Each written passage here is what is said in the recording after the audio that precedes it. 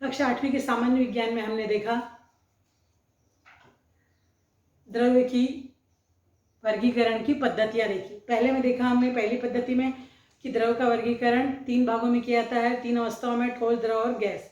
फिर दूसरी वीडियो में हमने देखा तत्व का वर्गीकरण, द्रव्य का वर्गीकरण की दूसरी पद्धति हमने देखी, संरचना के आधार पर तत्व, यौगिक और मिश्रण। अब हम लोग देख रहे हैं तत्व के प्रकार कि तत्व के कौन से प्रकार हैं। तो तत्व के प्रकार है 2।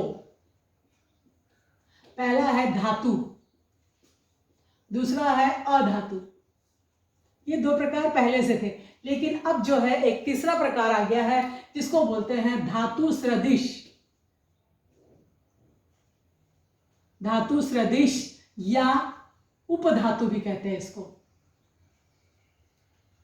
तो तत्व के 3 प्रकार देख रहे हैं हम लोग, धातु, अधातु और उपधातु या धातु सदृश। अब हम लोग एक प्रयोग करके देखते हैं। क्या करना है हम लोगों को, हम लोग ये 4 चीज लेते हैं। क्या? लोहे की कील लेते हैं, तांबे का तार लेते हैं, एल्यूमिनियम का तार लेते हैं और कोयले का टुकड़ा लेते हैं। अब इनको क्या करना है, तीनों को हम लोग सैंड पेपर, जो हम लोग का दीवार घिसने का कागज होता है, उस कागज से हम लोग तीनों को घिस के देखेंगे। लोहे की कील को घिसेंगे हम लोग, फिर उसके बाद तांबे के तार को घिसेंगे, फिर एल्यूमिनियम के तार को घिसेंगे, फिर लोहे के टुकड़े को घिसेंगे। क्या होता है उसका निरीक्षण करेंगे। उसके बाद क्या करेंगे, हथौड़ी लेंगे, लेकिन ध्यान रखना है हथौड़ी हमारे हाथ में लगनी नहीं चाहिए। लोहे की कील को हम लोग ठोकेंगे। हाँ, तो यदि हम लोग ठोकेंगे तो पतली नहीं होगी, लेकिन यदि उसी को लोहार जो है गरम गरम करके ठोकेगा तो वो पतली बन जाएगी। तांबे के तार को ठोक के देखेंगे, एल्यूमिनियम के तार को ठोक के देखेंगे, फिर कोयले के टुकड़े को भी हम लोग ठोक के देखेंगे। फिर क्या बोल रहा है, इन सभी चारों को, प्रत्येक को जो है खींच के देखेंगे हम लोग। तो खींच के देखने पर क्या होगा उसको हम लोग ये देखेंगे। फिर हम लोग क्या देखेंगे, इन चारों वस्तुओं को एक एक करके गिराएंगे नीचे और फिर क्या होता है इसका निरीक्षण करेंगे। तो देखते हैं हम लोग इस सारणी में क्या हुआ। तो ये लोहे की कील थी, तो जैसे ही हमने घिसा, तो लोहे की कील को घिसते हैं तो पृष्ठ भाग पर क्या होती है, चमक है। हम लोग को क्या मालूम पड़ा, देखो पृष्ठ भाग पर चमक है या नहीं है ये बताना है हमको। तो लोहे की कील के पृष्ठ भाग पर जैसे घिसेंगे तो चमक है ना, मालूम पड़ा हमको। आघात करने पर फैलता है कि उसके टुकड़े हो जाते हैं, ये देखना है हमको। तो आघात करते हैं लोहे के कील को, हम लोग आघात करेंगे तो थोड़ी फैल जाती है। देखा होगा आपने बचपन में, हम लोग बचपन में रेल की पटरी के ऊपर लोहे का कील रख के भाग जाते थे। तो जब रेल की पटरी रेल चली जाती थी, फिर हम लोग अपनी लोहे की कील जाते थे तो थोड़ी सी चपटी हो जाती थी। या 1 रुपये का सिक्का रखते थे, वो सिक्का जो है दब के थोड़ा सा चौड़ा हो जाता था। तो आघात करने पर क्या होता है, फैलता है। फिर उसके बाद देखेंगे तांबे का तार। तांबे के तार को भी पृष्ठ भाग पर घिसेंगे तो क्या मालूम पड़ेगा, उसमें भी चमक है। देखा है आपकी मम्मी जो है तांबे का बर्तन चमकाती है।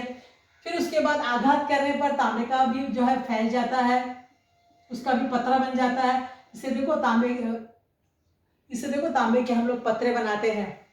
फिर एल्यूमिनियम का तार, एल्यूमिनियम के तार का पृष्ठ भाग में भी, एल्यूमिनियम का बर्तन भी देखो मम्मी बर्तन घसती है, चमक है उसमें भी, घिसते हैं तो आघात करने पर ये भी फैलता है।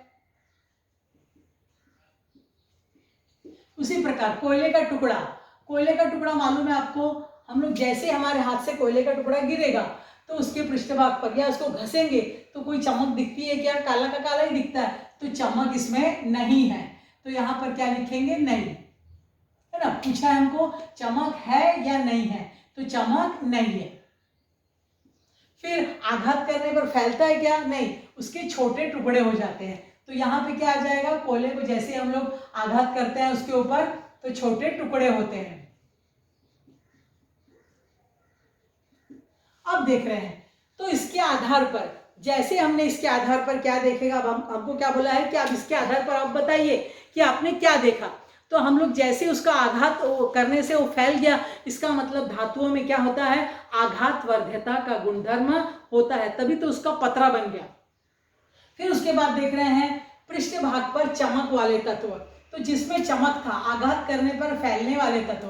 अब आघात करने पर कौन कौन से तत्व फैले, देखो 3 में लिखा है फैल गए, इसका मतलब लोहा, तांबा और एल्यूमिनियम।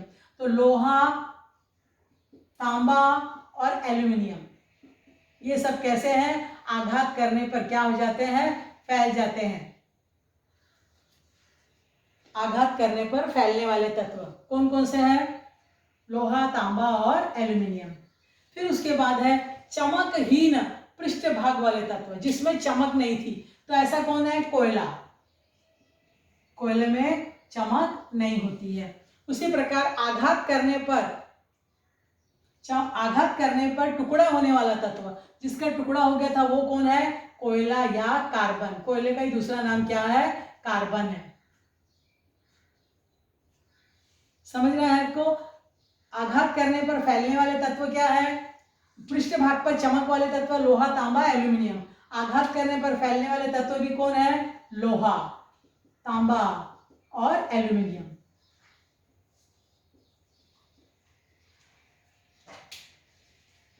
इसलिए धातुओं पर चमक होती है। पहला हमको क्या मालूम किया उनके गुणधर्म कि धातुओं में चमक होती है। लोहा, तांबा, एल्यूमिनियम सब क्या है? धातु है।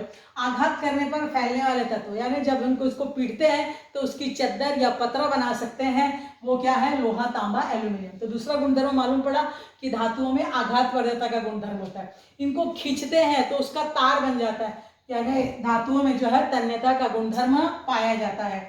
तो हाँ, हम लोगों ने क्या देखा कि धातुएं में जो है चमक होती है, धातुएं जो है ठोस होती है। लोहा, तांबा, एल्यूमिनियम सब ठोस है।